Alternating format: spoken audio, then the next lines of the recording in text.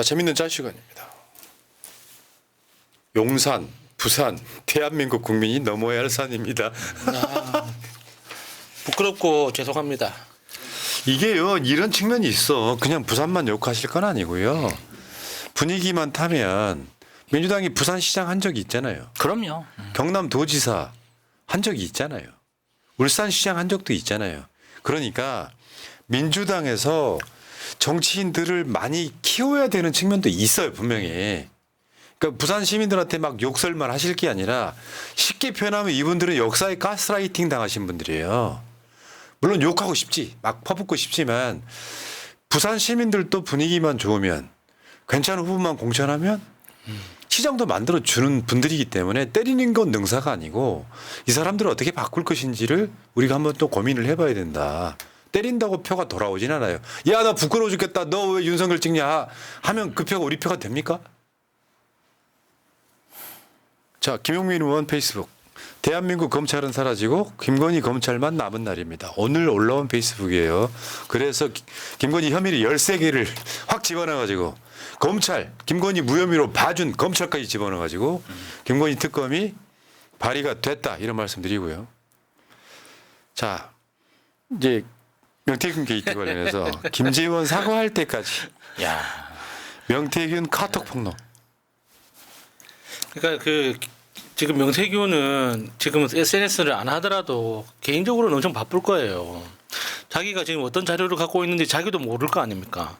자기 기억 속에는 어떤 이미지만 남아 있는 거지 구체적인 어떤 데이터나 증거로서 자료를 가지고 있는 게 아니니까 자기가 다 확인을 해봐야 될 거 아닙니까? 그러니까 밤마다 굉장히 바쁠 겁니다. 예. 하나하나 들어보느라고. 명태균 정국 같아요. 명태균 네. 정국. 네.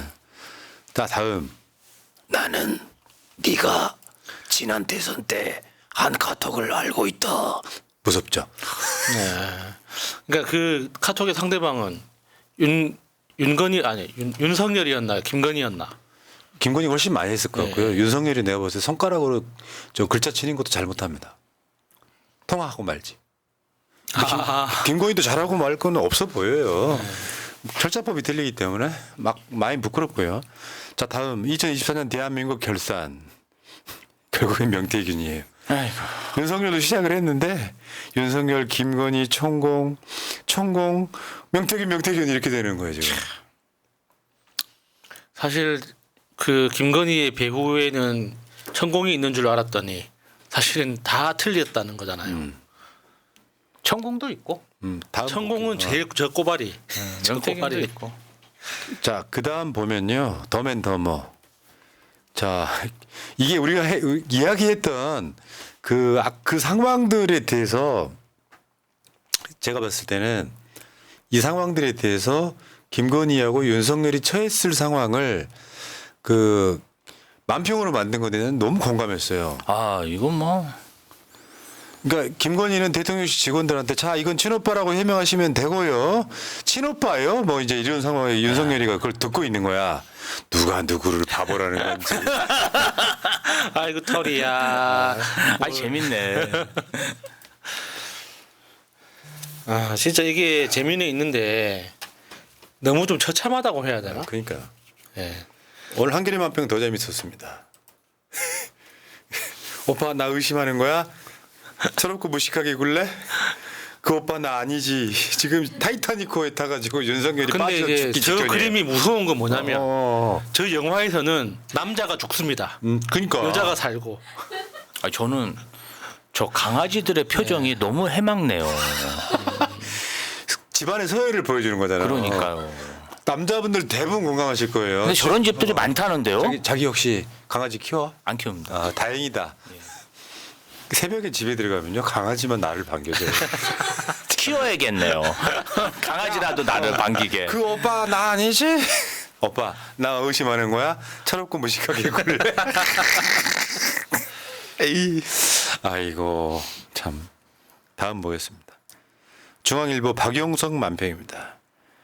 뭘 더 보여줄까? 빨리 사과해. 김재원이 지금 어쩌다 인질 지금 그래서 지금 김재원이가 비공개 그 최고위원회의에서 인질극 벌이고 있어서 우리가 그거에 동조하면 안 된다고 꼬리를 내린 이 상황이고요. 그러니까 김재원도 대통령실 전화를 받았을 거예요.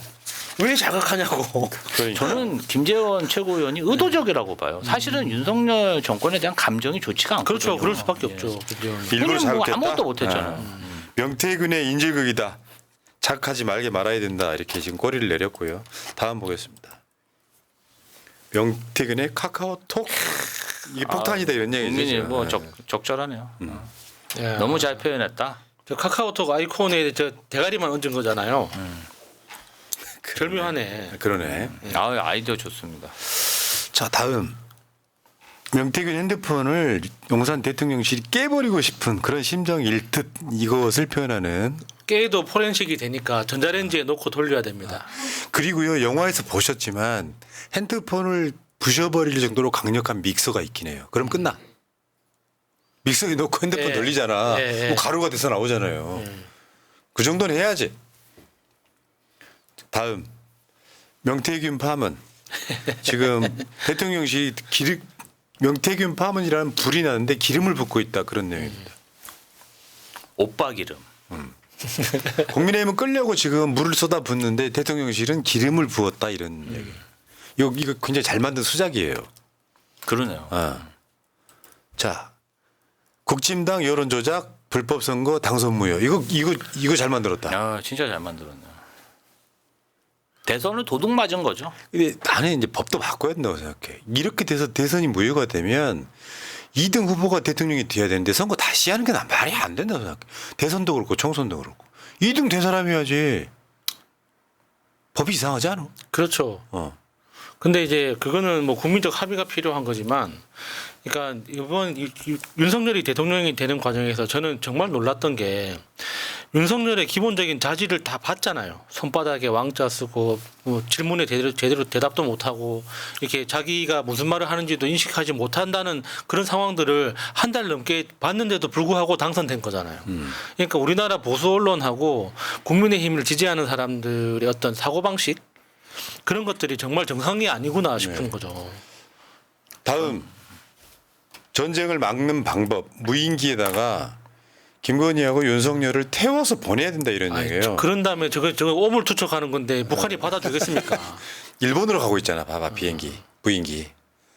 오빠 똑바로 하네. 아니 난 국지전으로 위기 탈출할 생각이었지. 어이 멋있게 해가지고 뭐. 이게 제정신인 진짜 국정 운영인지 놀랍습니다. 네. 아이고. 아까 댓글창에 올라왔던 내용이 지금 그 교포 일간지에 나온 내용이에요. 저게 교포 잡지죠.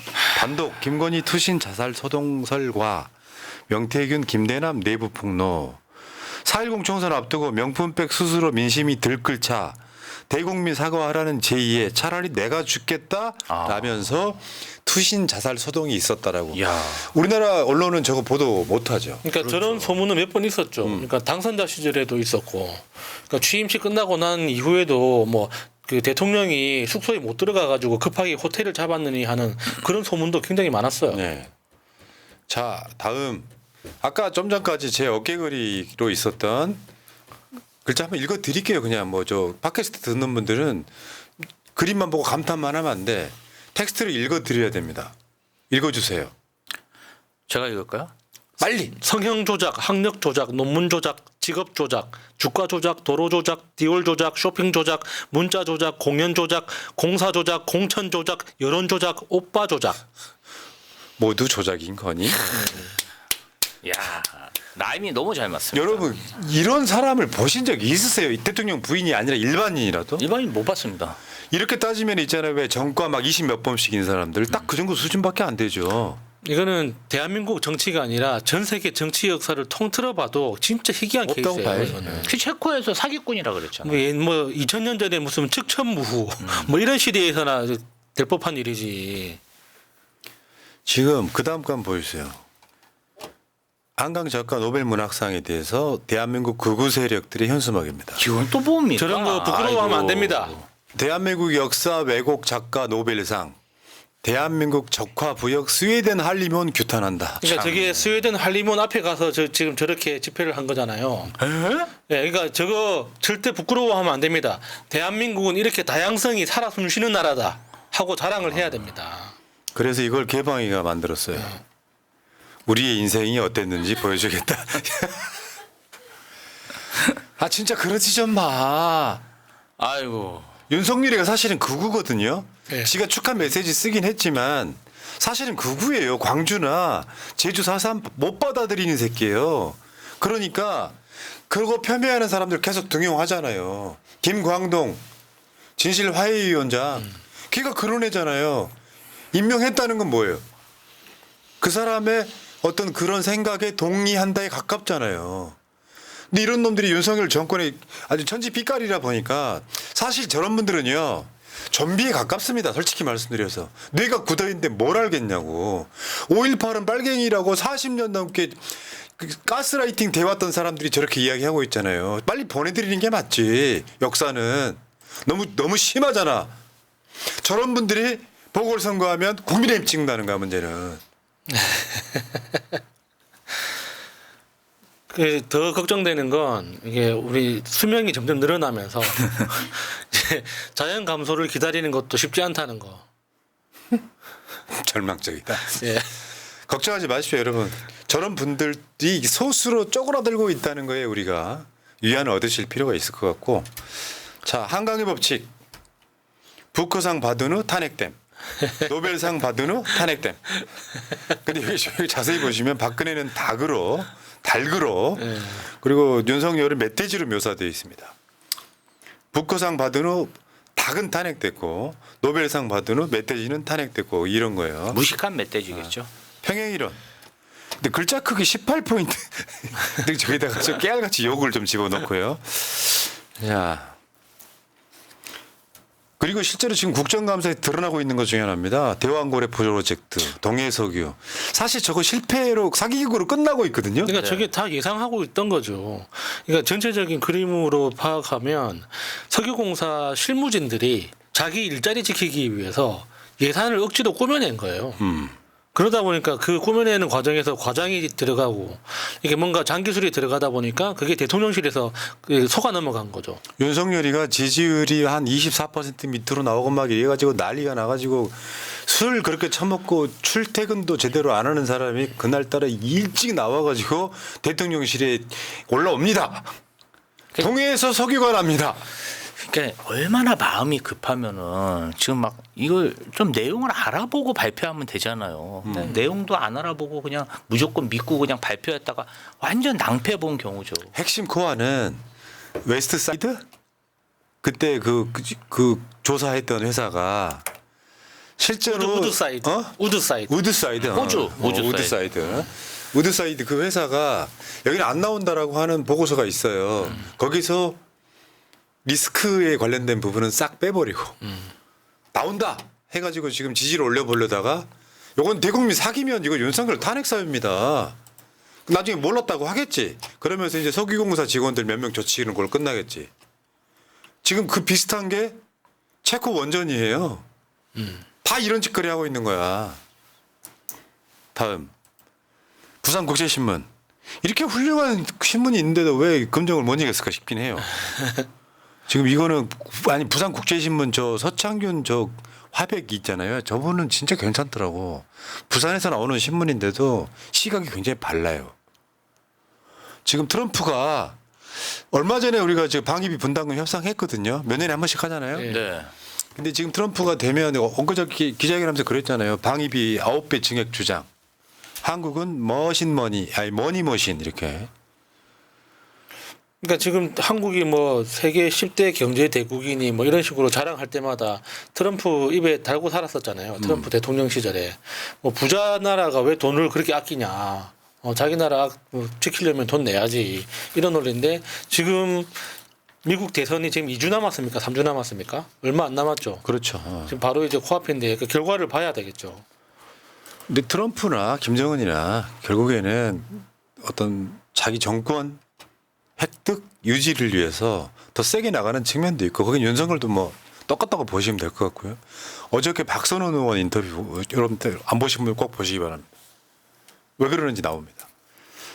비슷한 맥락으로 아메리칸 조롱이 트럼프가 지금 아메리칸 조롱이 문신 그리고 일수 가방 딱 들고 한국은 현금인 즐기 어쩌고저쩌고 보비 찍 침도 뱉고 저런 애들은 마동석한테 빠마떼기 한번 쉬게 맞아야지 정신을 차리지. 다음 지금 헌법재판소 헌법재판관 3명이 지금 공석인 상태가 됐어요. 이제 국회에서 3명 추천해야 되는데 국민의힘은 민주당하고 우리랑 한 명씩 추천하고 공동으로 한 명 추천하자 이거 우기고 있고 민주당은 뭔 소리냐 우리가 2명 추천한다 이 우기고 있는 거예요. 이건 이따가 이제 윤석열 탄핵이랑 관련해서 따로 말씀드리겠습니다. 자 국정감사에서 그 이소영 의원이 조선일보 칼럼을 읽어요. 그러니까 국민의힘 쪽 국회의원들이 난리가 납니다. 그때 강승규 매년 쪽이죠. 국민의힘 의원 옛날에 윤석열 대통령실에서 수석했던 강승규가 뭐라 그러냐면 이재명 정부의 의원님들 이렇게 표현합니다. 인정하는 거구나. 이번 그 국정감사 전체적으로 봤을 때 진짜 국민의힘 해도 너무하더라고요. 그러니까 사람들이 수준이 낮다라고 말하는 것조차 부끄러울 만큼 도대체 저 사람들은 도대체 무슨 자료를 보고 나오는 건지 모르겠어요. 자 다음 볼게요. 이게 2014년 5월 26일 날 기사입니다. 저게 실제 있었던 일이죠. 시체가 나와도 당선된다? 역전에 도전하는 후보들. 그 밑에 글자 한번 읽어줘봐요. 2006년 내가 읽을게요. 2006년 지방선거는 부산 금정구 시의원으로 출마한 옛 한나라당 후보가 실종된 상태에서 당선이 된 적이 있다. 그 뒤에 그 후보는 숨진 채 발견됐는데 한나라당은 시체가 나와도 당선된다. 한나라당은 개가 나와도 당선된다. 허수아비도 한나라당이면 당선된다 하는 말들이 근거 없는 소리가 아님을 입증하였다. 시체가 나와도 당선된다. 저때 그 후보가 선거 기간 내내 한 번도 안 보였어요. 그러니까 그 선거 운동을 안 해서 다들 그냥 그러려니 하고 넘어간 거죠. 그러니까 그게 뭐 드문 일이 아니니까. 근데 야. 실제로 당선이 됐었죠 그때. 그래서 이제 이게 막 패러디가 되면서 막대기만 세워도 당선된다. 나라가 망해도 우리는 새누리당 찍는다 뭐 이런 이야기들이 있었는데 네. 아직 남아 있는 거예요. 저는 상당수의 국민들은 깨어나고 있다고 봐요. 하필 금정구였고. 그러니까 하필 금정구냐. 네. 자 다음에 무혐의 검찰 극혐의 검찰. 말을 되는데 너무 잘 딱 무혐의 들어맞아서. 검찰 극혐의 네, 검찰. 좀 어이가 라임 죽이지 않습니까? 네. 개방이가 진짜 창의성 하나는 진짜 짱인 것 같아요. 우리 개방에는 이 노벨 조롱상 이런 거죠. 아주 뭐 창의적입니다. 자 여기까지가 재밌는 짤이었고요.